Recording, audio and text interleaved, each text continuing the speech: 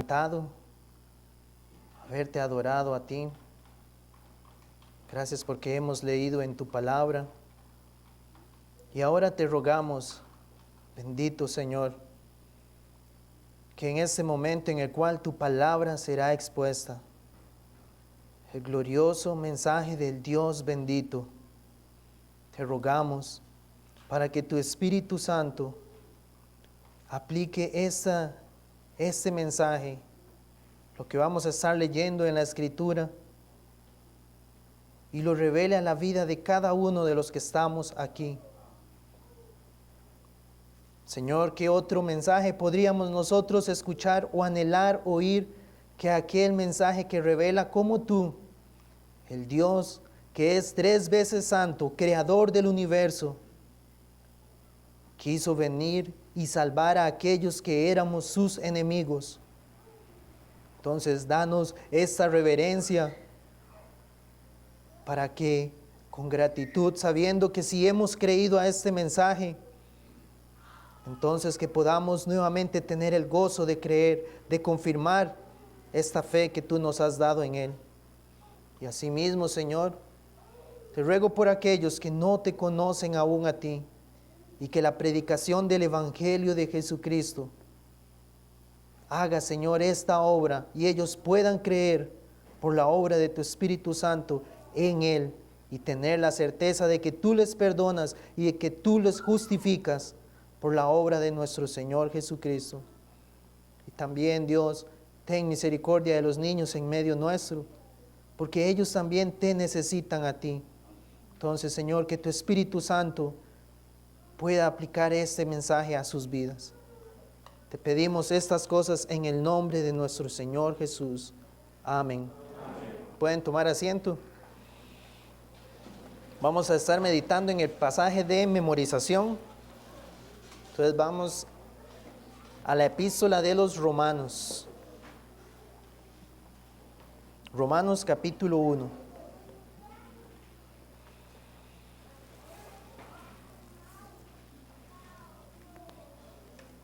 Y quiero que leamos a partir del versículo 1. Romanos capítulo 1 y versículo 1.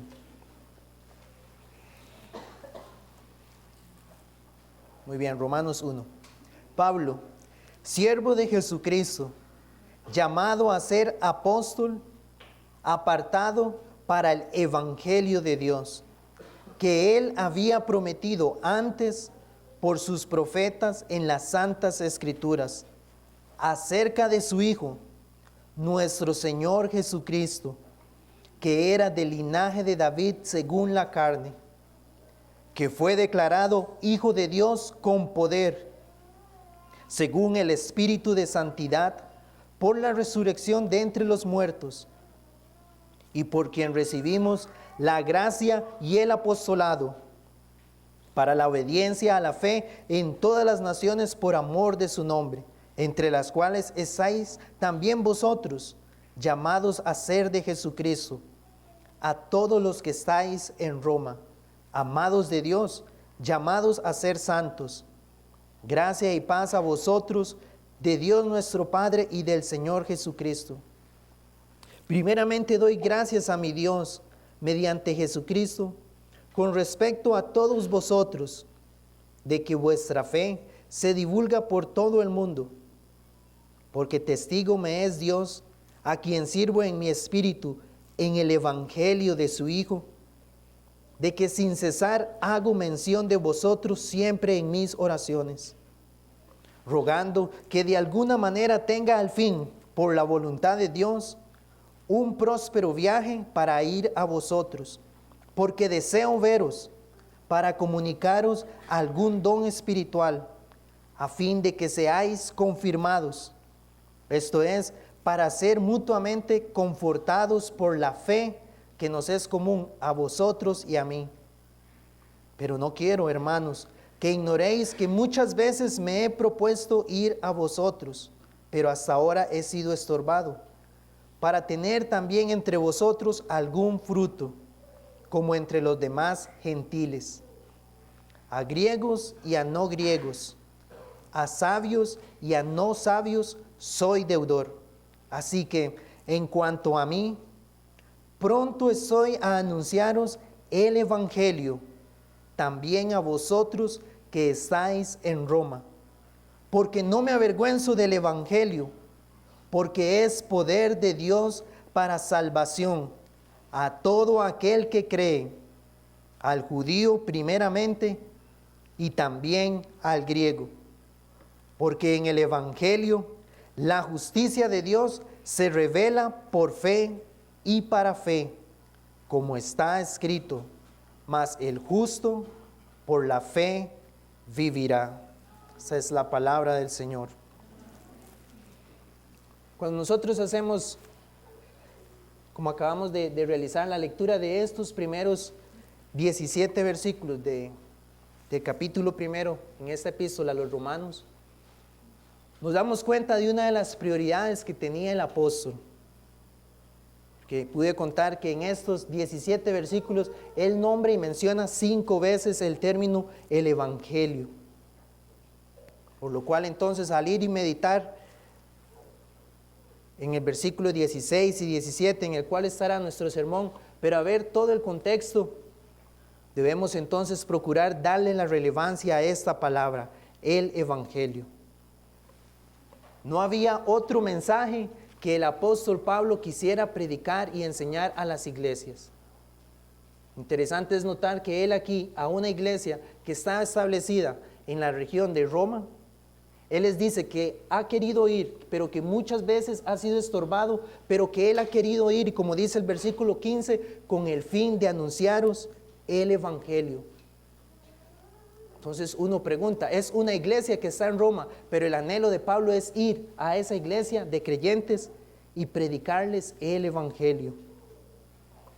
Cuando nosotros leemos en el libro de Hechos acerca de esta iglesia que estaba establecida en Roma, nos damos cuenta que esta iglesia fue fundada no por algún apóstol, no fue el apóstol Pablo, no fue el apóstol Pedro, como algunos creen, sino que en el libro de Hechos, en el capítulo 2, cuando se da la venida el día de Pentecostés, la venida del Espíritu Santo, se nos dice que ahí entre la multitud que había y que escuchó a los discípulos predicar y anunciar las maravillas del Señor en el idioma de muchos pueblos que estaban ahí, dice que entre ellos habían romanos y prosélitos. Entonces es seguro que muchos de esos romanos que escucharon ese día el Evangelio fueron los que regresaron a esta región donde ellos vivían y fundaron esa iglesia. Tiempo después entonces es cuando el apóstol Pablo les envía la epístola y les expresa ese interés que él ha querido muchas veces, aún no se ha dado la oportunidad, pero él va a ir y lo que él quiere llegar, para lo que él quiere llegar es para predicarles el Evangelio. Si nosotros hiciéramos esta pregunta, ¿qué es lo que en la actualidad a las iglesias o muchos lugares que dicen ser iglesias cristianas, qué es lo que están predicando o cuál es el tema que predomina? ¿Cuál es la prioridad acerca del mensaje que se les está predicando a las personas? Vemos un apóstol del Señor que su prioridad era el Evangelio. En muchos lugares hoy se predica que Dios envió a su Hijo Jesucristo para que las personas puedan ser libres de las enfermedades que les agobian. Y toman la palabra para anunciar eso. Otros proclaman que Él vino a libertarnos del temor, de la ansiedad o la depresión. Que esa es la obra primordial por la cual vino el Hijo de Dios. O que Él vino aquí a esta tierra para proveer todo lo que nosotros materialmente necesitamos para llevar una vida mejor. Y el énfasis está en las finanzas o en la salud. Pues muchos, el mensaje que predomina es cómo Dios va a cumplir sus metas y sus sueños aquí en la tierra. Porque realizando eso, entonces usted se sentirá más pleno y más realizado. Entonces ven a Dios como aquel que puedo utilizar para alcanzar mis propios fines, dando la prioridad todo a lo que es la vida terrenal. Pensando como si esto fuera todo a lo que el hombre está destinado, a la vida aquí y en la ahora. O inclusive algunos que tratan de tomar la escritura y dar un mensaje que pueda parecer un poco más piadoso, dicen que Jesús vino para darnos ese modelo de cómo debemos seguir entonces sus enseñanzas y aplicar esa regla de oro que él decía, que así como yo quiero que los otros se comporten conmigo, entonces así yo debo tratarlos.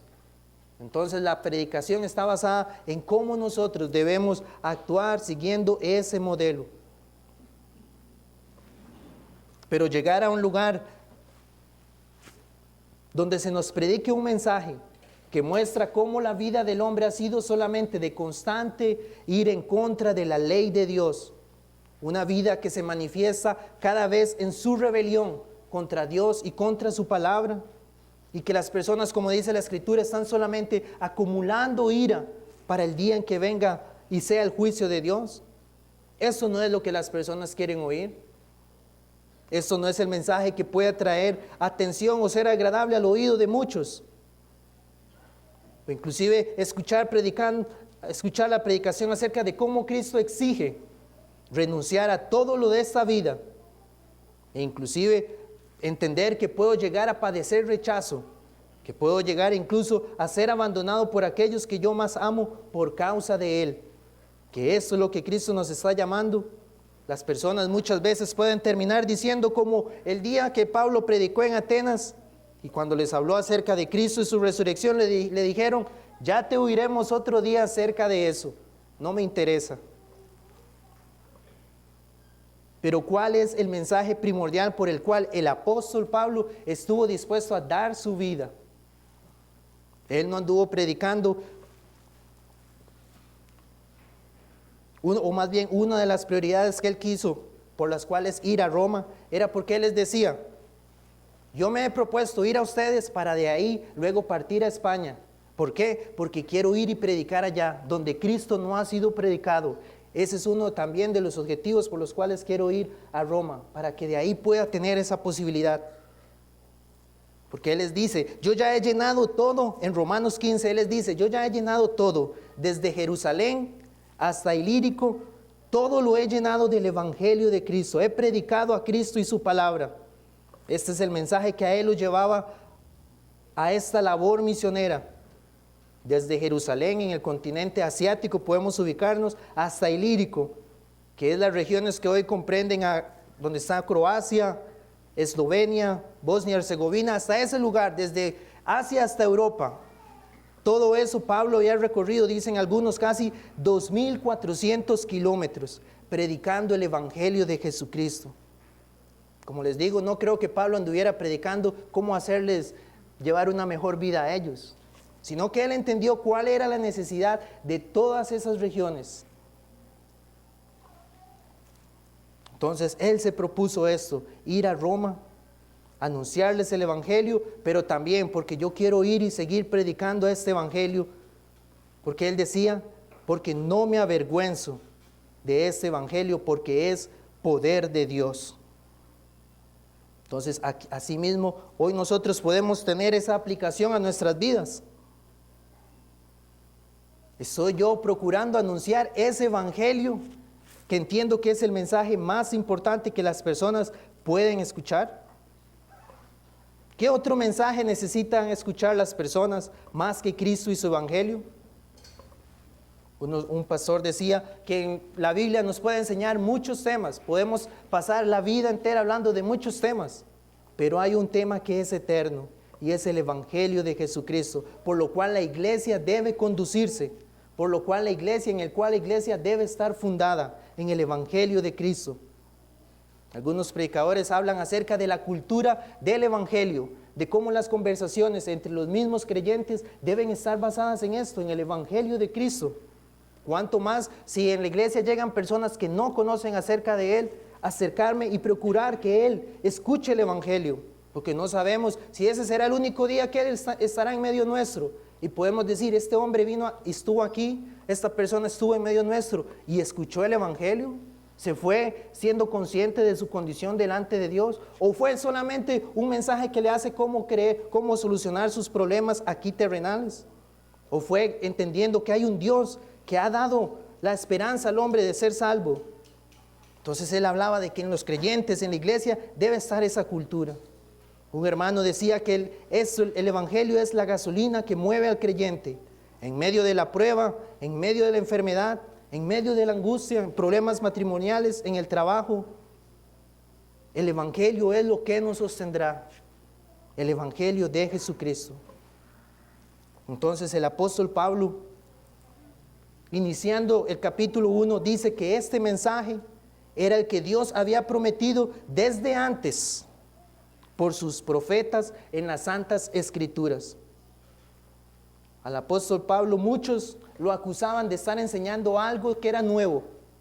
Le decían, usted anda enseñando, en Hechos 21-28 dice, este es el hombre que por todas partes enseña a todos contra el pueblo, enseña contra la ley, enseña contra este lugar. Entonces estaban diciendo, Pablo anda predicando algo que es contrario a la ley, predicando en contra del templo. Pero realmente Pablo les dice a los romanos, no, yo lo que ando predicando es aquel mensaje que Dios había prometido desde antes por sus profetas en las Santas Escrituras.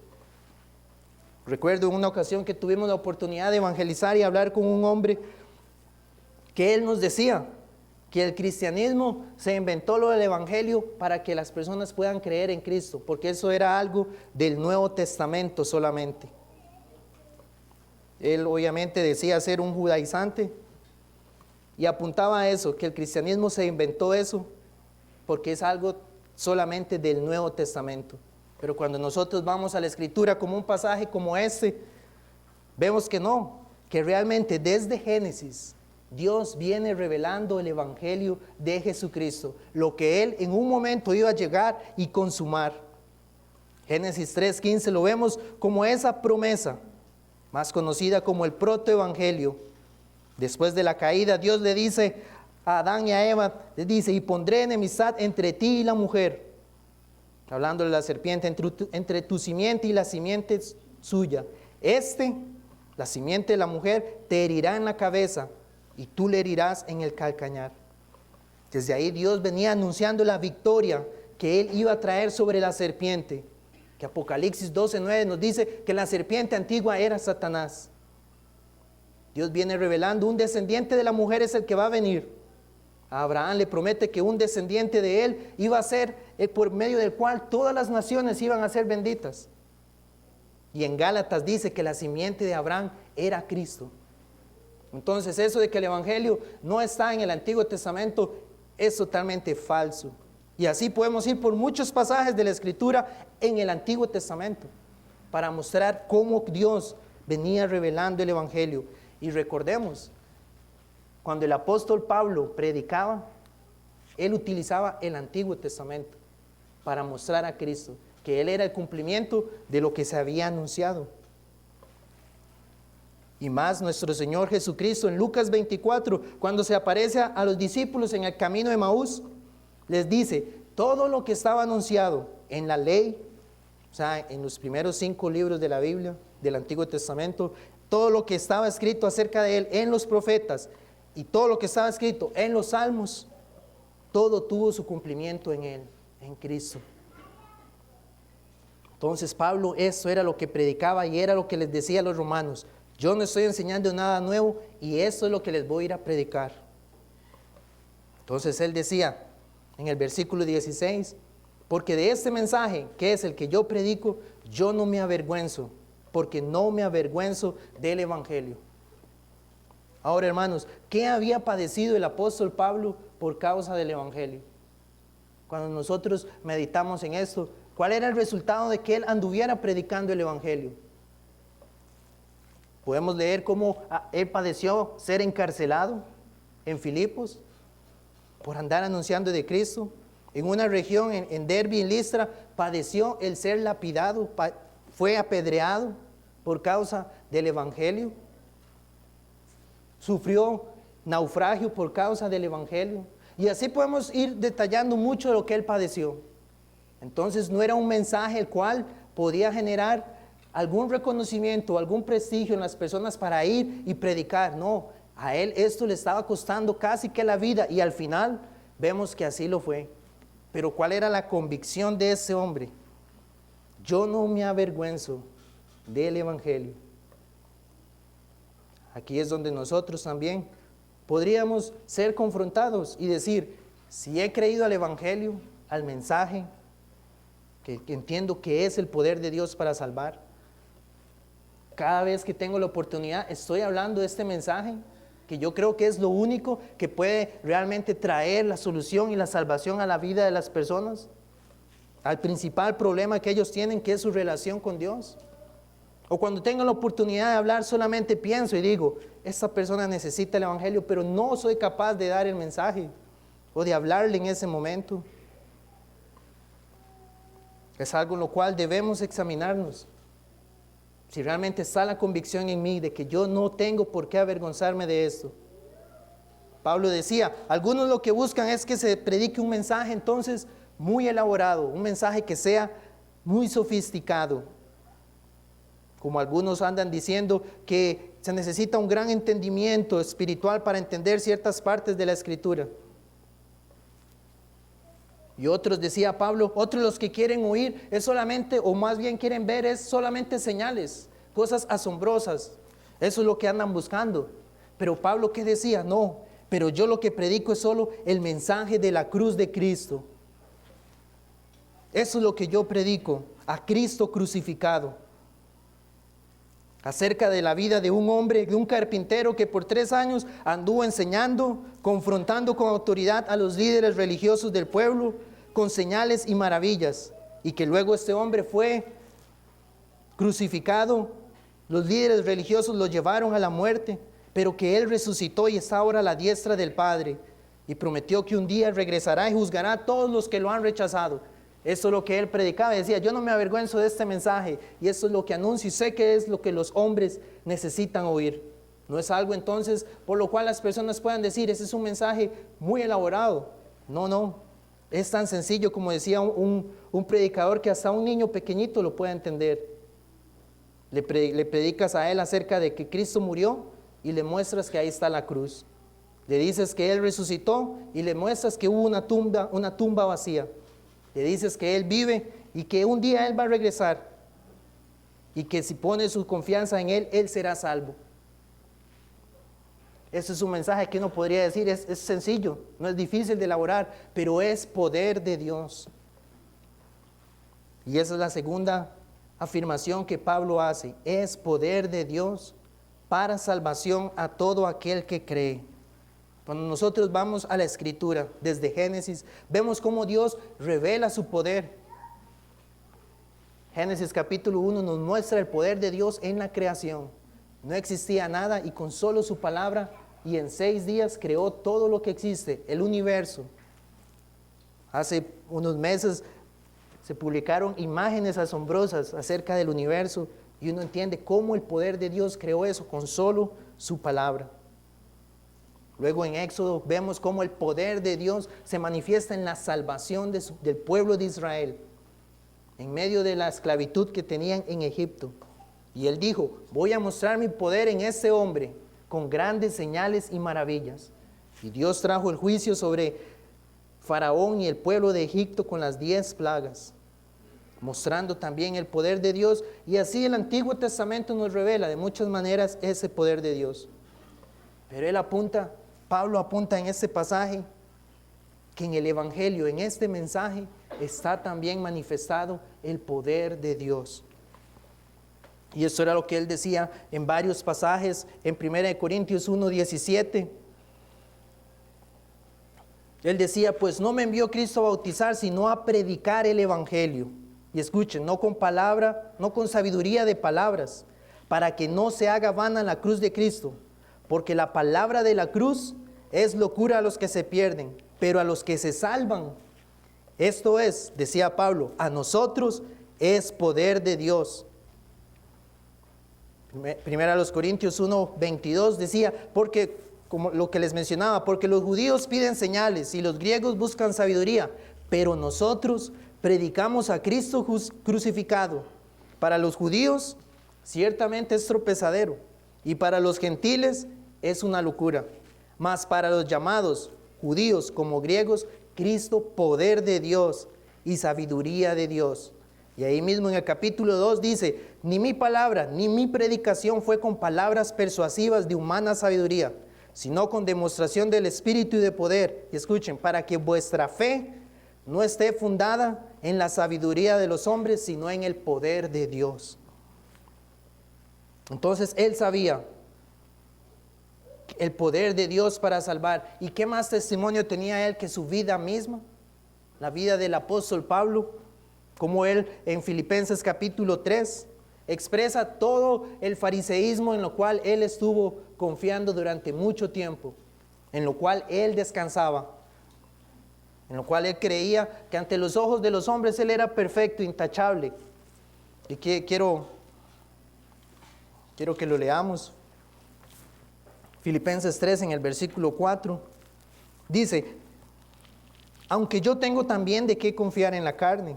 Dice, si alguno piensa que tiene de qué confiar en la carne, dice, yo más, circuncidado al 8º día, del linaje de Israel, de la tribu de Benjamín, hebreo de hebreos, en cuanto a la ley era fariseo, en cuanto a celo, perseguidor de la iglesia, en cuanto a la justicia que es en la ley, irreprensible.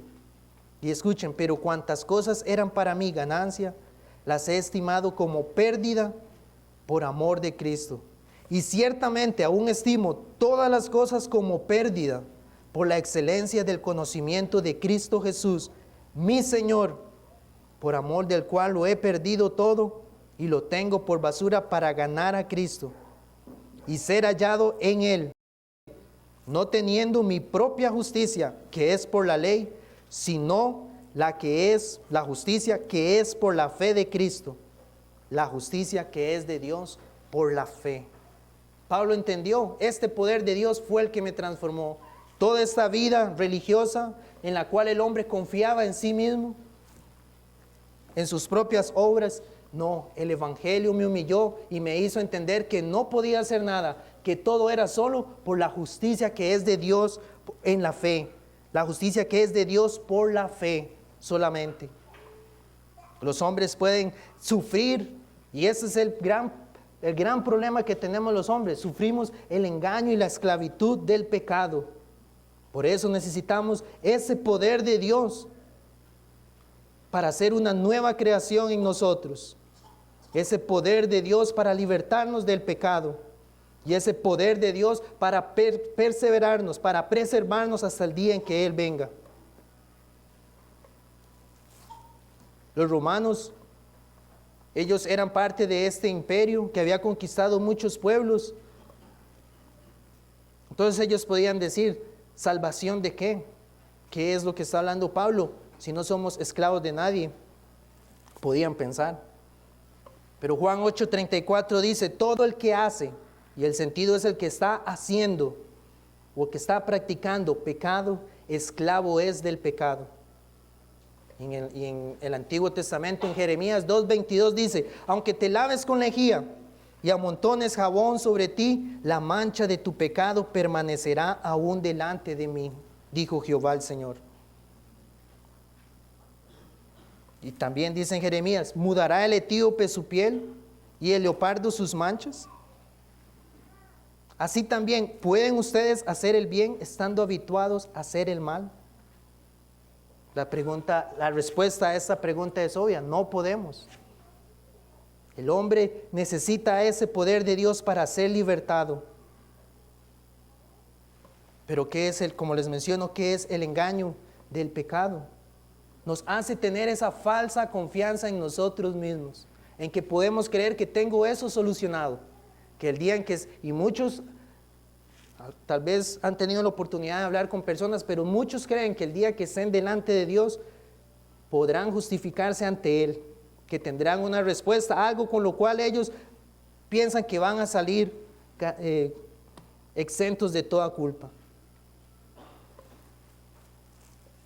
Un escritor dice, la enfermedad del pecado puede disimularse de esta forma. ¿Pueden los hombres creer que con una vida llena de cortesía, una vida de buena educación, una vida con buenos modales, con un decoro exterior, que todo eso les puede ayudar, pero que en las profundidades de él, en su ser, en lo espiritual, la persona debe entender que está totalmente muerta y no tiene nada de conocimiento natural, ni amor, ni temor de Dios?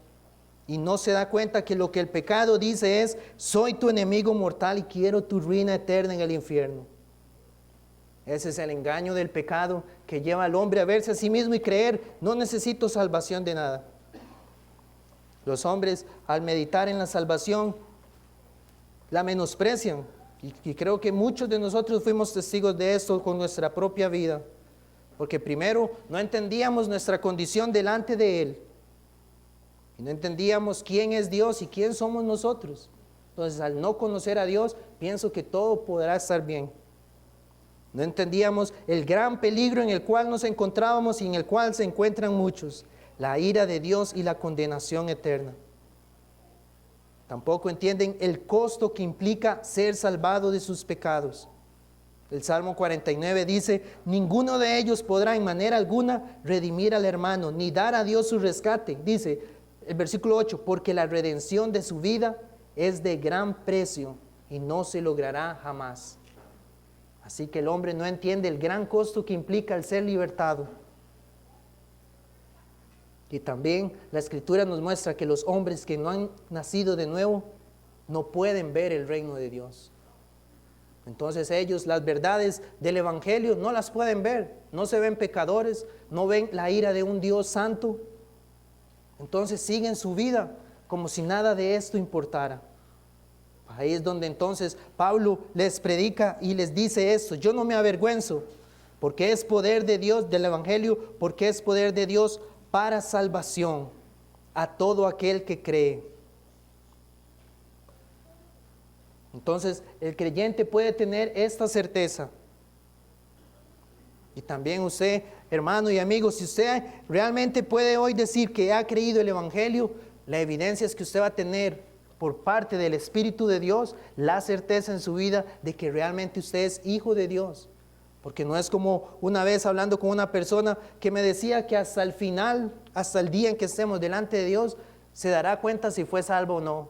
Que hasta ahí Dios decidirá si lo que hizo estuvo bien o no. Pero lo que Pablo predicaba y lo que nosotros vemos en la Escritura es que el que cree en el Hijo tiene la vida eterna.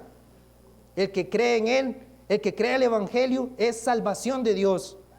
Hoy Dios puede salvarle a usted de sus pecados. Pero también la Escritura me dice, en el Evangelio de Juan, capítulo 3, en el versículo 36, el que cree en el Hijo tiene la vida eterna, pero el que rehúsa creer en el Hijo no verá la vida, sino que la ira de Dios está sobre él. Rechazar al Evangelio, no creer al Evangelio, implica entonces quedar expuesto a la ira de un Dios santo. Entonces ahí es donde el apóstol entendía la implicación. Los hombres necesitan oír, las personas necesitan oír este Evangelio para ser salvos, pero también si lo rechazan deben entender cuál será su condición. Ahora, hermanos, aquí es donde nosotros como iglesia debemos tener esta convicción de que el Evangelio, como dice el versículo 17 en Romanos 1, porque en el Evangelio la justicia de Dios se revela por fe y para fe, como está escrito: mas el justo por la fe vivirá.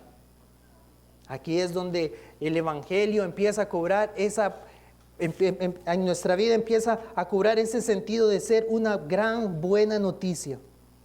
¿Por qué? Porque entendemos entonces que es la justicia que Dios le va a otorgar por la fe al hombre la que puede salvarlo. Recordamos, muchos por acá pueden haber leído o escuchado acerca del testimonio de Martín Lutero, ese monje que en el siglo XVI Dios lo usó como uno de aquellos que iban a verse envueltos en la Reforma Protestante. Y cuando él leía este pasaje, él no entendía cuál era la justicia que aquí, o más bien él creía que la justicia que aquí hablaba era la exigencia de Dios para el hombre en cumplir su ley. Entonces, ¿qué entendía él? Sentía esa carga, porque él llegó a entender: yo no puedo cumplir esa justicia que Dios está exigiendo ahí. Entonces, eso lo llevaba a pasar, dice algunas biografías de él, a pasar horas confesándose con un sacerdote, tratando de aplacar esto, precisamente esa justicia de Dios. Y entonces él decía, yo no podía amar a Dios. ¿Por qué? Porque veía que él me iba a condenar, porque su ley no era algo que yo pudiera cumplir. Pero llegó el momento en que por la obra del Espíritu Santo, y al estudiar y exponerse a la palabra, al estudio de la epístola a Romanos, y llegar otra vez a este pasaje, entendió que lo que aquí estaba revelando no era esa justicia que Dios exige para que el hombre, el cumplimiento de su ley, sino la justicia que Dios, a través de su Hijo Jesucristo, le permite al hombre tener por la fe. ¿Por qué? Porque enseña que en el Evangelio lo que se revela es que el Hijo de Dios, el Hijo eterno de Dios, se encarnó. El Hijo de Dios vino y habitó entre nosotros. Y como hombre en su humanidad, Él vino y obedeció la ley de Dios de manera perfecta. Algo que ninguno de nosotros puede hacer. Eso fue lo que el Hijo de Dios vino a hacer. Y en la plenitud del tiempo, como Dios lo tenía establecido, entonces los hombres lo rechazaron y le crucificaron. Y aquí en la cruz, Él llevó el pecado del hombre, de todos aquellos por los cuales Él vino a morir. Pues recordemos, el nombre de Jesús significa Jehová es salvación. Y Él vino entonces a salvar a su pueblo de sus pecados, y en la cruz llevó los pecados de su pueblo. Sufrió la ira de Dios y murió en lugar del hombre. Pero al tercer día Dios le levantó con poder de entre los muertos. Como hemos visto, el poder de Dios lo levantó entre los muertos. Y esa resurrección es la declaración divina que el Padre aceptó la muerte de su Hijo como un sacrificio por el pecado. Y luego de esto Él ascendió a los cielos, está a la diestra de Dios, se le dio la gloria, el honor y el dominio sobre todo. Y está intercediendo por hoy por su pueblo, y un día Él regresará. Entonces en el Evangelio eso es lo que se nos proclama y lo que se nos anuncia, que la justicia que Cristo ganó, ahora por la fe podemos recibirla, hermanos y amigos. No siga entonces usted tratando por sus propios medios tener una buena relación con Dios, porque no lo vamos a hacer. Si nuestra vida está aún sometida al pecado, vamos a seguir practicando, las personas van a seguir practicando el pecado, pero necesitan este poder de Dios.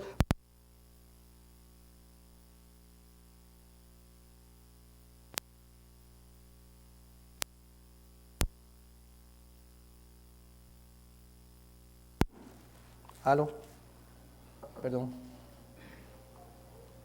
Entonces lo que las personas necesitamos es ir y reconocer entonces nuestra condición delante de Dios. Y así como el apóstol Pablo en su momento, Dios le concedió a través de su espíritu ver que nada de lo que él estaba haciendo iba a contar, sino que era la justicia de Cristo.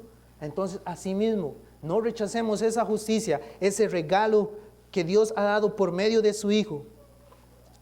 Y no entonces ser como esos hombres que le decían al apóstol Pablo, otro día lo voy a escuchar sobre ese tema.